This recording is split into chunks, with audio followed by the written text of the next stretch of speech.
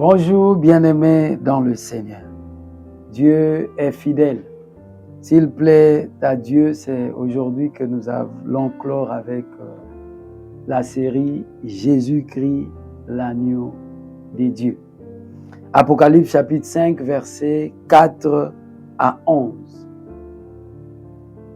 Un des caractères reconnus à l'agneau, c'est que l'agneau est jugé innocent. C'est un animal innocent.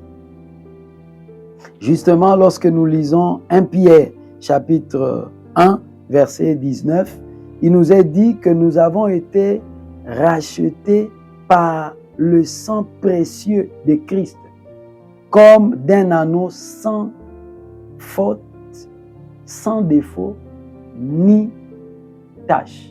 Sans défaut et sans tache. Bien-aimé dans le Seigneur, Jésus est donc innocent, il est sans péché. 2 Corinthiens 5, 21 nous dit qu'il n'a point commis de péché. Il est innocent. Il est né innocent, il a vécu innocent. Et s'il est mort, il n'est pas mort à cause de ses péchés, il est mort à cause de nos péchés. Parce que nous n'avons pas vécu innocent. Non. La Bible déclare, il n'y en a pas un seul qui fait le bien.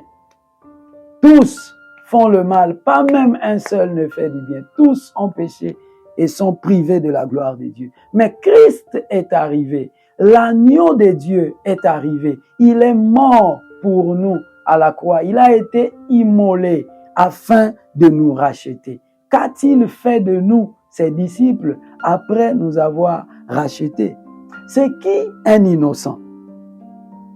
Un innocent, c'est celui qui ne commet pas le mal sciemment. Un innocent, c'est celui qui n'est pas malfaisant. Il ne nuit pas. Il ne fait rien pour nuire aux autres. Jésus est innocent, sans péché. Il ne faisait que le bien. C'est pourquoi nous, ses disciples également, nous sommes des innocents en Christ. Jésus-Christ a fait de nous des innocents, c'est-à-dire des personnes qui ne commettent pas le mal sciemment, qui ne commettent pas le mal volontairement. Ils ne pêchent pas volontairement, ils ne sont pas malfaisants, ils ne sont pas là à nuire aux autres. Si tu vois un homme ou une femme qui se dit chrétien, mais qui a un cœur tortueux, qui travaille à nuire aux autres, il est malfaisant. Il fait du mal aux autres volontairement. Bien-aimé dans le Seigneur, soit c'est un chrétien qui ne se connaît pas vraiment, soit ce n'est pas du tout un chrétien. Un chrétien, lui, il fait du bien. Il fait du bien. Lorsque nous lisons 3 Jean, au verset 11, il est dit, bien-aimé, n'imite pas le mal, mais le bien.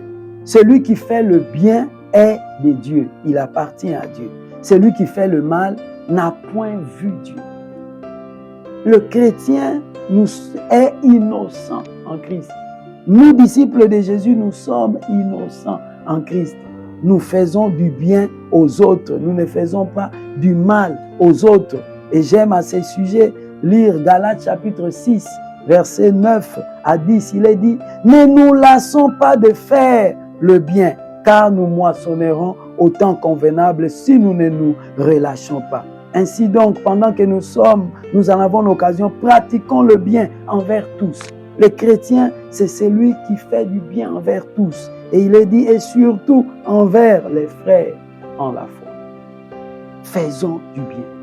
Pratiquons le bien. C'est ça le chrétien. C'est ça le chrétien. Je vais lire avec nous tous 2 Thessaloniciens chapitre 3 verset 13 également. Qu'est-ce qu'il est dit? Afin d'affermir vos 2 Thessaloniciens, excusez, j'étais dans 1 Thessalonicien. 2 Thessaloniciens 3, 13, il est dit, pour vous frères, ne vous lassez pas de faire le bien. Ne te lasse pas de faire le bien. Pourquoi? Parce que Christ t'a rendu innocent. Tu es innocent en Christ. Je suis innocent en Christ. On n'est pas malfaisant, on ne travaille pas à nuire aux autres, on ne fait pas le mal volontairement. Tout ce qu'on fait, c'est le bien. Pour vous, frères, ne vous lassez pas de faire le bien. Ne te lasse pas de faire le bien. Tu es innocent en Christ. Amen.